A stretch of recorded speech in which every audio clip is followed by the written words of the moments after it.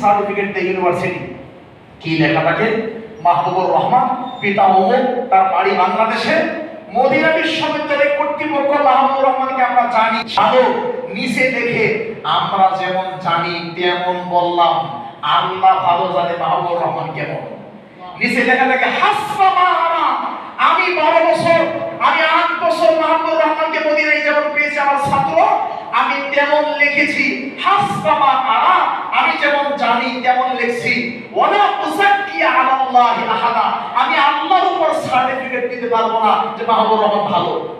আল্লাহ জানেন মাহবুবুর রহমান কেমন। এটা হলো মদিনার বৈশিষ্ট্য, ইসলামের বৈশিষ্ট্য, ইসলামের সৌন্দর্যতা, কোরআনের বিধান। মদিনা বিশ্ববিদ্যালয়ের টিচার, তার ছাত্র, মাদানী ছাত্র, হাফেজ আলেম, তাকেও লিখে দিয়েছে নিচে আমি যেমন জানি তেমন লিখেছি, আল্লাহ ভালো জানে মাহবুবুর রহমান কেমন। আর আপনি আপনার নেতারে দেখলেন না, চিনলেন না, বসলেন না, এক কাপ চা খাইলেন না, রাতের বেলা কোথায় ঘুমায়, মদ খায় না, চা খায়, কিছুই বিবেচনা করলেন না, চোখ বন্ধ করে ক্ষমতা পাওয়ার জন্য আপনি বললেন আমার নেতার চরিত্র ফুলের মতো পবিত্র, এই জন্য ইসলাম গণতন্ত্র খারাপ হয়েছে, এই জন্যই গণতন্ত্র হারাম। গবেষণা করে কথা বলতে হবে। হারাম যদি হারাম এই মেম্বারে দাঁড়ায় বলতে না পারি, তাহলে আমার খুতবা দেওয়া দরকার নেই। হারামকে হারাম যদি এই মেম্বারে দাঁড়ায় বলতে না পারি, তাহলে আমার ভিক্ষা করে খাওয়া উচিত, আমাকে রিকশা চালিয়ে খাওয়া উচিত। একদম মধ্যে মুজাহিদের মতো হারামকে হারাম বলতে হবে। সুতরাং ভালো করে খেয়াল করতে হবে গণতন্ত্র কেন হারাম। 5টা দিক বললাম, আমাদের সময় নেই।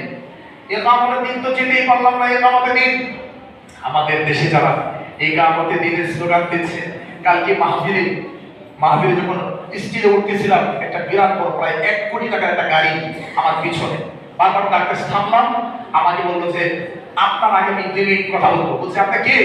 বলছে আমি খেলাফত বাংলাদেশের পক্ষ থেকে এসেছি। ওকে ঠিক আছে, কথা বলেন। তা আমার আগে উনি বক্তব্য দিয়েছেন, উনি বলছেন যে আল্লামা মামুনুল হক সাহেব হাফিজাহুল্লাহ, ওনার পক্ষ থেকে আমি আসছি, রিকশা আমাকে আপনারা ভোট দিবেন। আমি বললাম ভালো কথা, আমার বক্তব্য শুরু করার আগে আমি 2 মিনিট কথা বলতে চাই। 5 আগস্টের আগেও এই দেশে আলহামদুলিল্লাহ সালাফি আহলুল হাদিসদের মসজিদগুলো সেফ ছিল, অনেকটাই নিরাপদ ছিল। 5 আগস্টের পরে এই দেশে অনেক মসজিদ ভেঙে দেওয়া হয়েছে, মাদ্রাসা ভেঙে দেওয়া হয়েছে। রাতের অন্ধকারে মন্দিরের সেফটি আছে, দিনের বেলা পূজা মণ্ডপের সেফটি আছে, রাতের বেলা মন্দিরের সেফটি আছে, কিন্তু আহলুল হাদিস সালাফিদের মসজিদগুলো এখনো পর্যন্ত সেফটি নাই।